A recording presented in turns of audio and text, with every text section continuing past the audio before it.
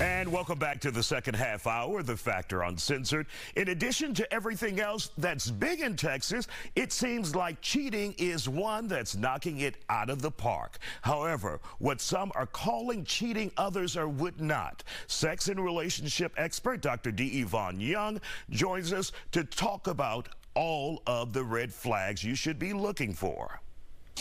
Dr. Young, this new study done by bonusfinder.com says that 75% of Texans cheat at bachelor and bachelorette parties. Your thoughts about that? And I was kind of surprised at what they considered cheating. Well, let's look at it like this. We live in a society where there's an ambiguous definition for what is fidelity. That's number one. Number two, we've lowered the bar in terms of standards. Number three, there's a historical precedent that exists with things like bachelor parties and bachelorette parties.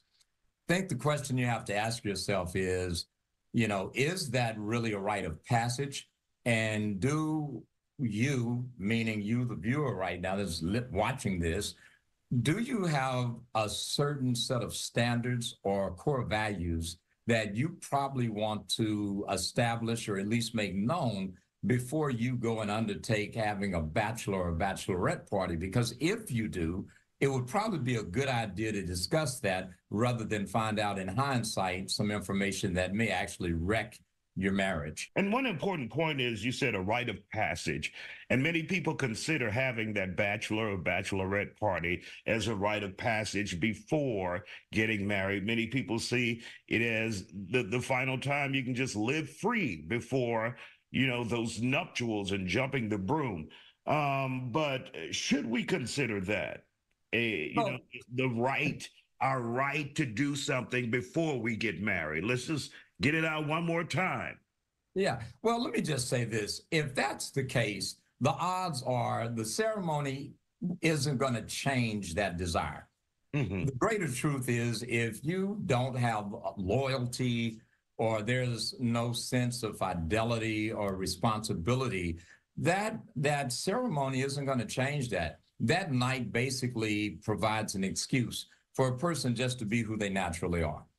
If we look at this, it's this equivalent of saying, you know what, I was drunk, or, you pissed me off. My needs weren't getting met.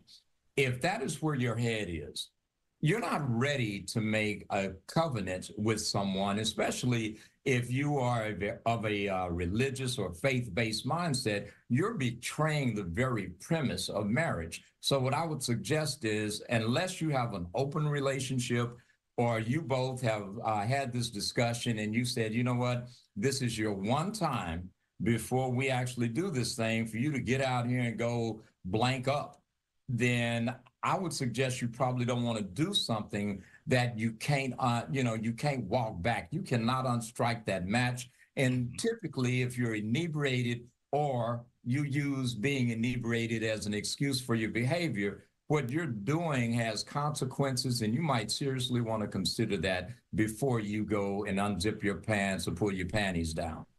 Now, do you see it as an opportunity to cheat or do something extra at that bachelor party when your fiance, she says to you, well, I don't want to know? Go ahead, have your party. I don't want to know. Does that almost give you permission to do something, saying, I don't want to know? Well, I'm going to say it like this, Isaiah, and this is a roundabout answer to the question. The people that are in your bridal party and the witnesses at your wedding are there not just to bring your ass presents. They're there so when the marriage is strained and things go south, to encourage you, to hold you accountable, and to help you make some wise, mature decisions. Now, these are the same exact damn people that are at your bachelor party or your bachelorette party.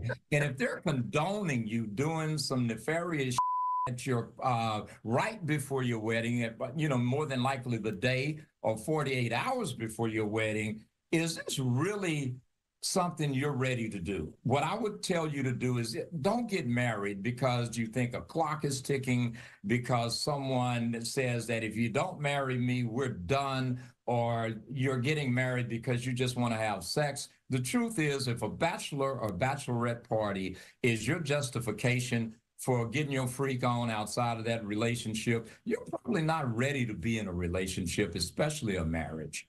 And that's some good advice from you. This bonusfinder.com survey also indicated that women are more willing to admit, and more women have admitted that they've cheated than men. Are you surprised by that statistic, that number is over 50%? Hell no, and actually that number is much lower in terms of women that have not cheated. Women cheat far more than men do, to be honest, and they are much better at it. They plan it out, they execute it, and by the time a woman is checked out with you, she's been planning this literally for weeks, if not months, before she leaves you. Men are spontaneous and impulsive, and typically we are very immature when it comes to getting into a marriage. We often do it for the wrong reasons, to lock that woman down, to prevent someone else from sleeping with her, or we just we're not man enough to say, I'm not ready yet, and we will go along with that woman simply because we're territorial. And one of the things you said, in all those reasons, it's personal and it's almost childish and selfish. Yeah, I mean, man, think about it like this. This is one of the most serious events that will happen in your life. And you are still receptive to going and hitting something and letting somebody lick on you, kiss on you, whatever the hell it is you're going to do.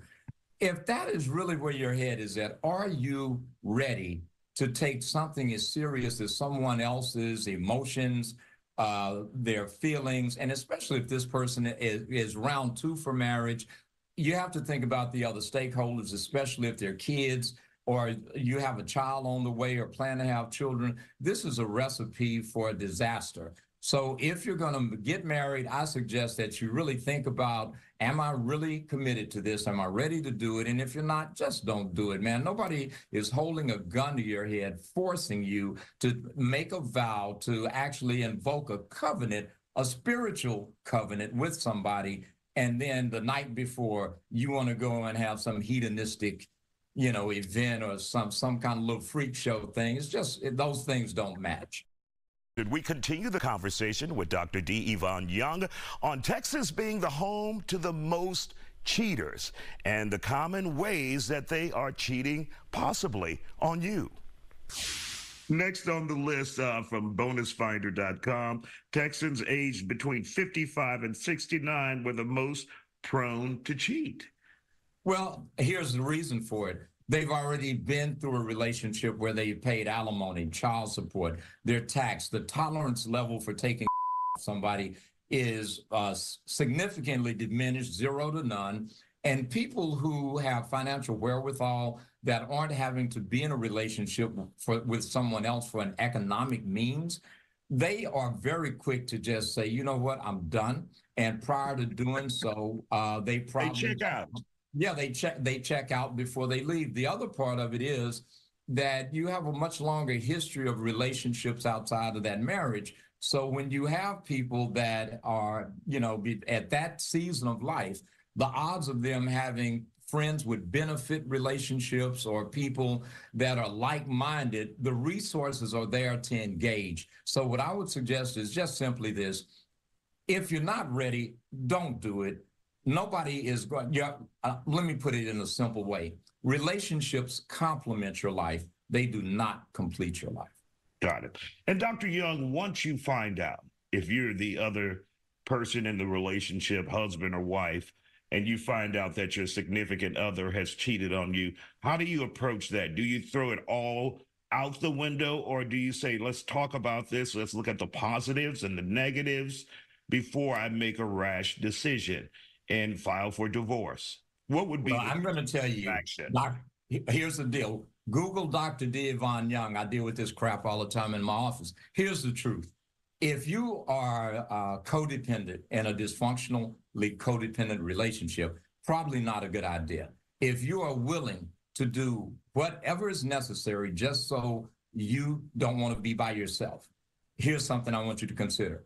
If you can't stand being alone with you, why would someone else? When people show you who they are, believe them. If someone is willing to take your trust, your feelings, your emotions, and just throw them to the wind, they're not what you think. Mm-hmm. And you are projecting on them whatever vulnerability it could be. You know, you lost your dad, or you had a dysfunctional mom, whatever the case, and your childhood, and now you are trying to stay in this thing either because of children or because of your fear of being alone. I'm going to tell you real simply this. You're teaching your children mediocrity. You're teaching them how to allow someone to abuse them and take advantage of them.